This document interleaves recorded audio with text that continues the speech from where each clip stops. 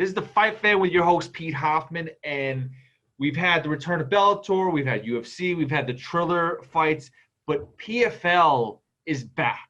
It's about time, and we are being joined by Long Island's own Chris Wade, who is going to be on. It's season 3 of PFL. Is that correct? This is the third season. Yep. And you're back at it, and welcome. And how are you feeling right now, dude? I'm feeling great. This is weight cut time now. Like you said, this is the third season, but this is my first season at featherweight. So this is the first time in my career that I'm going down to 145, and I can't even lie. Like, this is the best that I've felt fight week. I think I just took my diet way more seriously this time than I do in the past, because it's not that hard for me to make 55. And I'm gonna do some cool side by side comparison shots when I make weight, and after that, of me at 55 and then me at 45, just to show like how much more ripped up I am, how much more shredded I am. And it's not just from losing the water. Like, this has been a really good cut and a lifestyle change. Are you like, because like I'm a big guy and I'm always like trying to figure out where I should be weight wise. Do you actually feel comfortable at 145 or at this weight? You feel good about it? Yeah, I mean, I'm not gonna lie to you. I had worries and concerns because of the fact that I just haven't done it since I was like 17 years old, when I was wrestling. I Yeah. think the last time I made 40 this type of weight, I was wrestling in like you know, preparing for senior nationals in wrestling before college, freshman year. Dude, that's crazy. And then what made you go to featherweight? Did you just feel like this was a good time for you, or? Well, initially it was just where the opportunity presented itself with the PFL this season. I was going back and forth in talks with them about this upcoming season, and with the Pettis signing and whatnot, there was a log jam there at 55 where I was for a little bit on the outside looking in, and I was basically told, like, hey, we got an opportunity for you at 45. What do you think? And I talked it over with my family and with my coaches, and I mean, everyone kind of agrees that this is like, it's harder at that moment, but it was a blessing in disguise because, for many reasons, really. I think it made me work harder. I think that it made me take the whole situation more seriously. Just that, not that you don't when you fight, but everything was even more heightened from my diet going 12 weeks back. And I think those types of things, those life commitments to the sport, pay off big time. What type of like program did you go diet wise? Was it like a keto thing, or what exactly did you pick up? That, I mean, you plan it out 12 weeks in advance, but still everything's got to go perfect, and you really have to be strict. What made you feel most comfortable diet wise? So I didn't pick like a particular like stylistic diet like you would mention there, like a keto or Atkins or something like that. What I did was I just tried to use and pick the brains of people knowledgeable in nutrition in the sport, like Chris Algieri, and I tried to use my own life experience with nutrition and to round that out into something that worked for me. And my girlfriend and I wound up just kind of committing to doing this together, and we started meal prepping. And the meal prepping really helped me because it controlled my portions, but it also really made me eat healthier. And though I think those couple of variables that I didn't used to do was a big switch up for me. It probably got 8 to 10 pounds off of me before I got here, so it didn't have to be this crazy water cut. Right? Do you do like intermittent fasting, or how many meals do you have in a day? Like how is that structured? So I guess I do because I skip. I basically, my breakfast is like what your lunch would be. I like to do fasted cardio in the morning, so I won't eat anything, or I won't even have coffee anymore. Only a few sips of water just to make sure I don't have like dry mouth or anything. And then I go down and hit like a solid hour of cardio. And then I'll have my first meal after that around like 11:30 or 12 o'clock. So that lunchtime is like my first meal.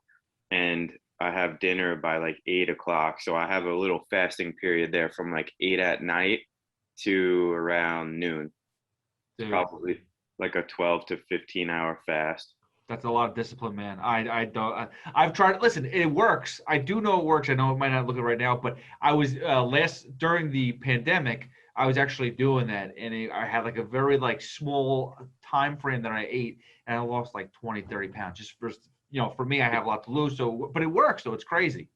It's the real deal. I've done when I wasn't getting ready for the fight. I did like a 3-day fast where I didn't eat for 3 days, and I just had water and like coffee.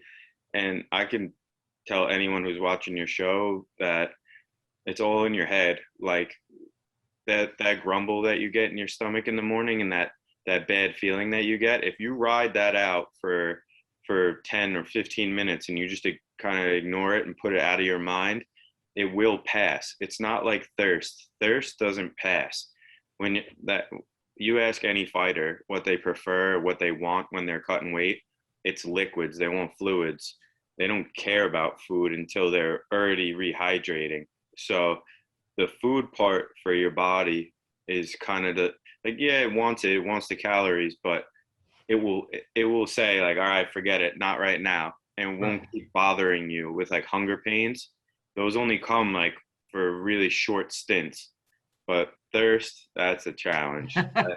But Dude, I mean, I see you. What after you're done with the cut, you're there with the water jug, man. You just right. You're just yeah, there, man. That's I'll be crazy. down there with a backpack full of liquids, basically Pedialytes, coconut waters, regular water with like electrolytes solutions put into it, and you'll just I drink fluid and I break a sweat. It's crazy. That's nuts, dude. That's Yeah. that's some shit. Again, we're being joined by Chris Wade. This is the one thing I respect about fighters is like it's not just going in there to train against an opponent. You're looking to knock somebody's head off or submit somebody, but it's everything that goes into it. You really have to be disciplined. We're not all Ben Askren taking $1 million payday to get his head knocked off by Jake Paul. Did you watch that garbage, dude? Did you watch it? Thank God my training partner was here with me. We planned all day to watch that fight. I was all about it. I was ready to put a bet in on it, Dude. and load up on him. And we just got tired from the UFC fights because they ran late and they were on ESPN, and we both passed out. I woke up in the morning, went on Twitter, and I was like, oh my God, I found the video clip. Yeah. And, I can't lie. I'm real disappointed in that guy. Like, I know he took a nice fat paycheck home, but you can't show up looking like that. No, he looks like me. What the hell, dude? It looked like there was almost conversations had like they wanted him to take that fall, Yeah, and like not for nothing, like the ref, the 8 count, he got up. It seemed like he could have engaged a little bit more, and they just like wave it off. Like what? Yeah, the ref. If you watch boxing, and specifically because it's different than MMA, right? There's no counts. Once a ref checks on you and they check your hands and they make sure you're sturdy, a boxing ref will never ask you to walk toward them. They stand you up and they'll check your hands to make sure that that you're sit, and they'll look you in the eyes. But he checked him, he was good. Then he kept asking Jake to back up, right, so that they could start the fight again. Then he looks back at him, he backs away from him, and he says, "Come to me, walk to me." It's like that's not your responsibility as an official to challenge the guy to like walk to you. If he got up and he's telling you he's okay and he could put his hands up and he's showing you whatever, that he's got some connection still to his brain with what he's doing, then let him walk back in there again, one more time. And let him take one more punch. right. Yeah, exactly. Come on, man. The guy's taking beatings in his life. Look at what Lawler did to him. I know. One more punch wouldn't have. But I don't know. It's a sketchy situation when you have the one person who's fighting, like basically setting the entire event up, and I know, dude. It was. it's basically run by like him and his goons. So you don't know what the hell's going on. That guy didn't even look like a ref. He had like looked like Freddy Krueger with like a pistol vests on. Like That's my boy, Freddy Krueger, by the way. I love that. The great reference, dude. But you watched the whole event. There was some kind of interesting factors about it. I'm not gonna sit there and say I was locked in because again, the UFC fights were on. You're locked into that. I'm locked into that. I flipped on here and there. They had the performances. They have all this other stuff. The commentary. It reminds me of like when Joe Rogan does his commentary, like his fight companions. He's not at the event, but he watches it with like Eddie Bravo and Schaub shows up, and they're just sitting there just shooting the shit. And yet you have fights going on. That's kind of what it kind of reminded me, but like a little bit more MTV-ish from like the late '90s, early 2000s. They try to make it to a spectacle. It was okay. I wasn't so interested in it, but do you feel like as someone that's in that fights, do you want that type of entertainment to kind of bring more people in, or do you prefer just to be straightforward? Let's go with the fights. well, I mean, if you're having real fights, I guess you want it to be more professional. But these are like, I don't know what you even call these. It's a step above the backyard fights we used to watch Kimbo in on YouTube. So, Right. I mean, I see what they're trying to do. They're paying some people to show up, specifically like Snoop Dogg, to bring some star power to the event. They probably pay those guys like Ric Flair and whoever showed up and took pictures to show up. And that way it gives it a little like juice, I guess. Yeah. But I don't know, man. I could do without hearing Snoop Dogg at all on any kind of fight. And he's actually pretty annoying to tell you the truth. In my own opinion, I can't listen to the guy. He it's so far from what you would want from an announcer normally that I don't know. It just turns me off.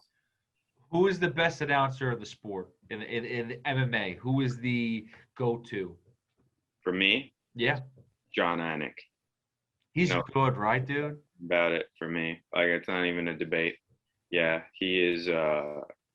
He's a great guy, and I think he's just far and above the best. And I was surprised that you said that too, because I was someone who was so big on Goldberg, and I was so upset when he left. I was like, who's going to be able to replace that connection between Goldberg and Rogan? And Anik came in, and he's just been killing it, dude. And I like the trio. It's not just Rogan and Anik. You bring in DC, you bring in Bisping, you bring in Felder, or whoever. It's a nice chemistry, and Anik really does a great job. But yeah, I'm surprised you said Anik, but he really is amazing. Yeah, I know I threw you a curveball there, but it really is. Like I was watching we've been just watching fights because we're stuck here in this bubble. But I was watching the Bellator fights. I can't listen to whoever that guy is. Rinaldi or something like that. Yeah, He's so over the top with like what he tries to do. yeah. John's just really natural. It flows. He doesn't try to be something he's not, and he's just super knowledgeable. He's a genius at making it like flow, and I think that's what you want when you watch a fight, right? You don't want it to feel like herky jerky on the commentary. You want it to almost be such an aside. You don't realize that these people aren't in the room with you talking to you. Right. Well, listen, you're spoiled because, like myself, I'm a Mets fan, so we have some of the best in the business. We have, on TV, Gary, Keith, Ron. Yep. It's one of those things where you see how good people are, then you see like I don't like to knock other promotions, but I always felt that Bellator is always trying to just they're almost like the Triller. They're trying to be more of a spectacle. It's like it's not about the fights. They're trying to just put on a show. I'm like, get better fighters. I love what PFL is doing. The fact that you did bring in Anthony Pettis, I know that kind of clogged it up, but PFL is bringing in some really good fighters and making it exciting again. I like that aspect of it, but you are a big Mets fan. That everyone I think does know that if they know you, you're a big Mets fan. How do you feel the season's going forward? Like, do you like what's going on? Do you like the chemistry? DeGrom finally got a freaking win. I'm loving what I'm seeing right now, except for the fact that I don't understand what it is that, yeah, we finally got a win, and it's like seeing a unicorn. They can't hit for the guy. They I know. cannot. I don't. Do you think that it's in their head, like where it's like one of those situations where it's been so talked about now that it's like in the back of their head, and it does the reverse. It like tightens them up, because even if you just let it play out normally, there's just no way over the course of a season that you would not hit in games like this that consistently. And it's every time out there, it's 1-0. It's 0-0. It's 1-1. There's never a time where it's like, oh, 4-1 first inning, great, where we got him some run support and we're going to take this one pretty easy. We're going to cruise. I mean, I maybe saw that like twice last year. So I love what I see. Stroman is really throwing the ball. I watched him pitch. He pitched yesterday, right? Yeah, great job. Yeah. He's killing it. We don't have Carrasco or Syndergaard yet. And despite that, I mean, we're in first, right? We're missing some games because of like a million postponements, but our win percentage has us sitting at the top. And Conforto can't hit right now. Davis can't do anything right now. Lindor's not there yet. Yeah, Lindor's like doing a little something, but he's not tearing the cover off the ball quite yet. We're still finding a way to win. We got Brandon Nimmo carrying the squad right now, which I never thought you'd say that. Yeah, pleasantly surprised by. And man, I just feel like something special is brewing. I'm worried about the bullpen because I just always am as a Met fan. I can't recall one time, even when we had names in the bullpen, that I felt good about it. Even when we got Wagner, and it's just always, you get this feeling like never going to work out for us. And now we have, we added, who is it, May? Trevor May, yeah. Yeah, and to try to solidify things. But when we go deeper, man, I got to see DeGrom pitch like super deep into games. I can't watch Edwin Diaz like, with I want to see him pitch like Santana until his arms like just coming off when it means something. Dude, Diaz, I don't care what it is. Even like yesterday, for example, they won the game.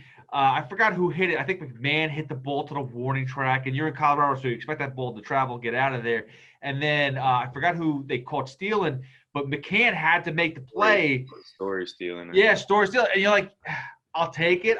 First of all, when's the last time we saw a catcher make a play to end the game? Throw a bullet like that. Yeah, dude, I like that. But again, Diaz don't make it easy. I'm not comfortable with him. I will say this. That's not even pressure. That's Colorado in April. Can you imagine? Can you imagine like LA in October? Come on. Have you that guy with a 1 or 2 run lead in LA in October? No. Did you see the Dodgers Padres series at all? Because that was like legit. That was some fun stuff, dude. I kept my eye on it. The Dodgers got the better of it, right? Yeah. I think they took the first 2 games. I didn't catch last night the last game of 3?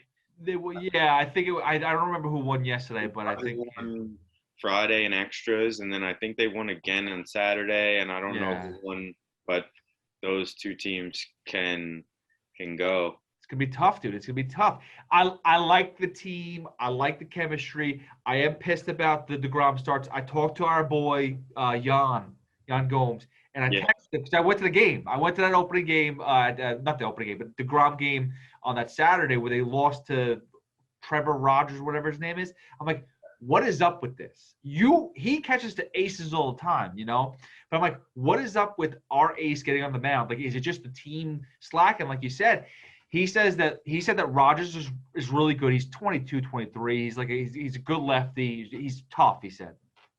But it's just the aces always step up. So that whoever DeGrom's going up against, the other team stepping up. But I think that's BS because you're telling me that the Mets are always facing the opposing team's ace. I don't think so. I don't know who that kid Rogers is, but he's not an ace. He's not Garrett Cole. He's not Johan Santana. He's whatever. He just left. The team has to figure out a way to hit for DeGrom because I'm sick and tired of it. I don't want to see it anymore. I would have preferred to see Conforto lean into one on that day when DeGrom's on the mound rather than the game winner, you know? It's one of those things as a Met fan where it's like I think what we feel, if I can personify it and put it into words, is like we get scared that they're so bad for him that we're going to lose this guy because he's so sick and tired of not. I mean, he's pitched at a Hall of Fame level now for the last since 2015, basically, years, and he has these clauses in his contract, and we're petrified, biting our nails because he goes and sits in the dugout and never says a bad word, and he just watches them squander these legendary 14 strikeout appearances, and we're sitting there like he probably hates it here. He probably wants to get out of here in the worst way. He's gonna, and worst case scenario, he's gonna go to the Yankees, or he's gonna go to LA, and he's gonna get out of here.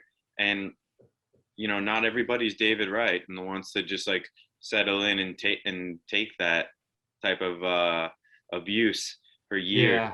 So I'm worried. Fans are worried.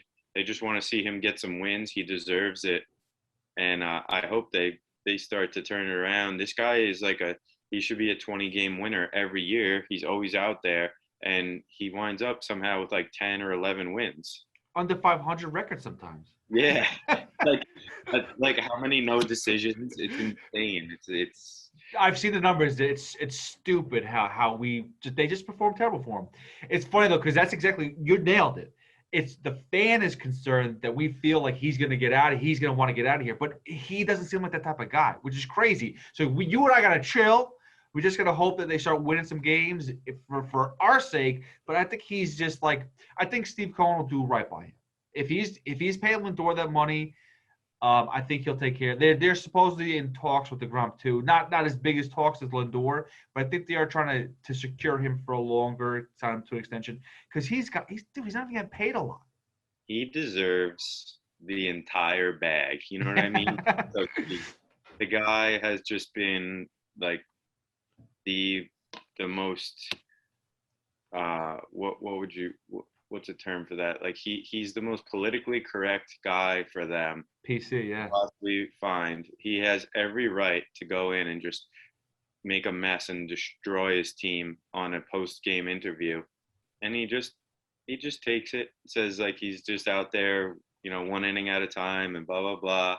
So I hope Cohen takes care of him because if he doesn't, that's how you're going to make a guy like that bitter.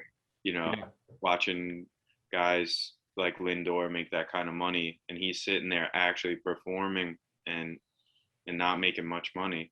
Yeah, and then Wilpon deal. Dude, please listen. I'm so happy the Wilpons are out of here, man. Thank God Cohen comes in. Listen. It's not going to be that bad. It's funny though how all these scandals keep on coming out it was under the Wilpons era. And all these scandals are coming out now with the sexual harassment stuff. I don't want to get into it because that's just a whole different entity that I don't care about. Yeah. Not that I don't care about it. Let me take that.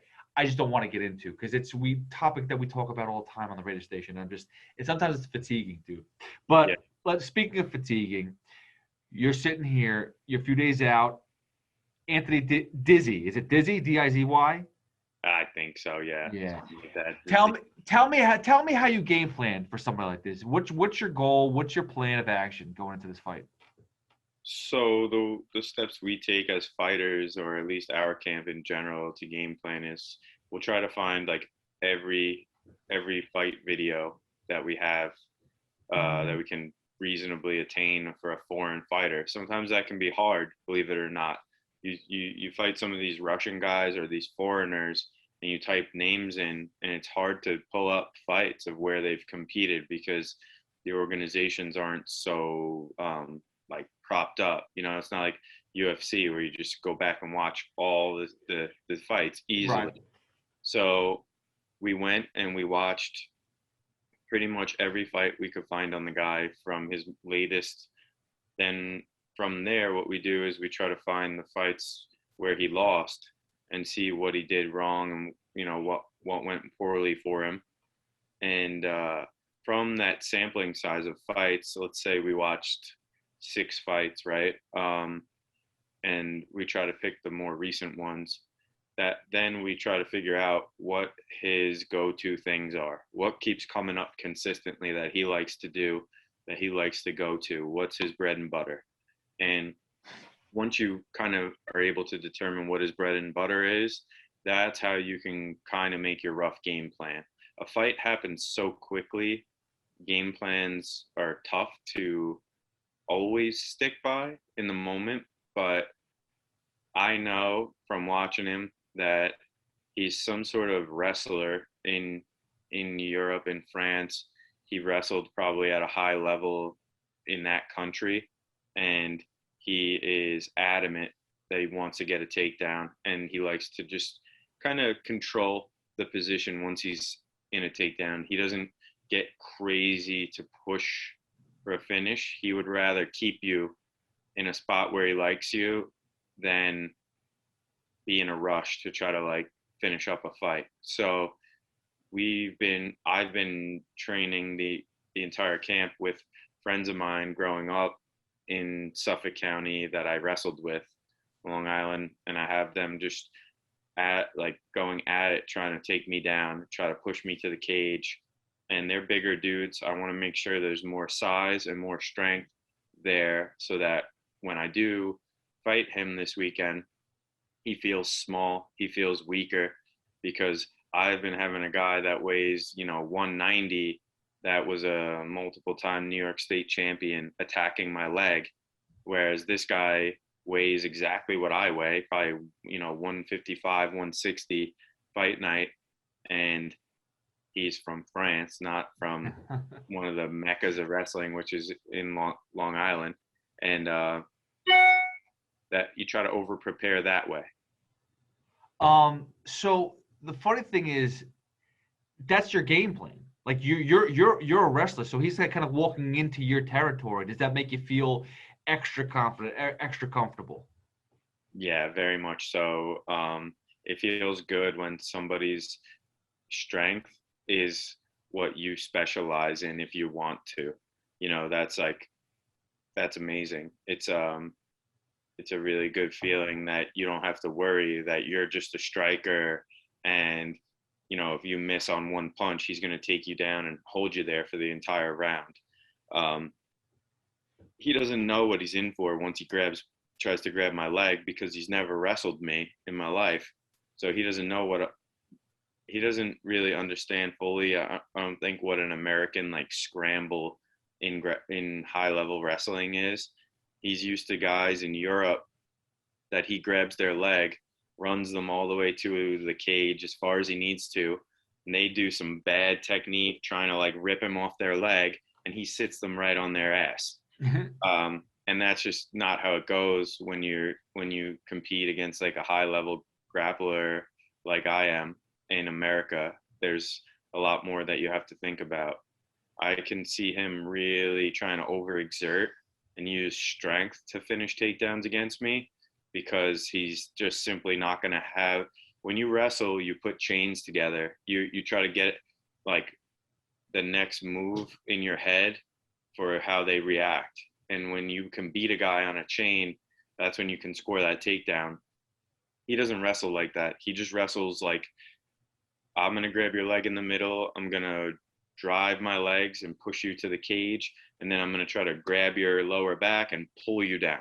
He's very simple, methodical, and he tries to influence, exert power over a guy. That's tough to do, again, here in this situation, because I'm coming down from spending my whole career at 55, and let's face it, I'm bigger than him. Mm. So I'm bigger, I'm stronger, I'm more athletic.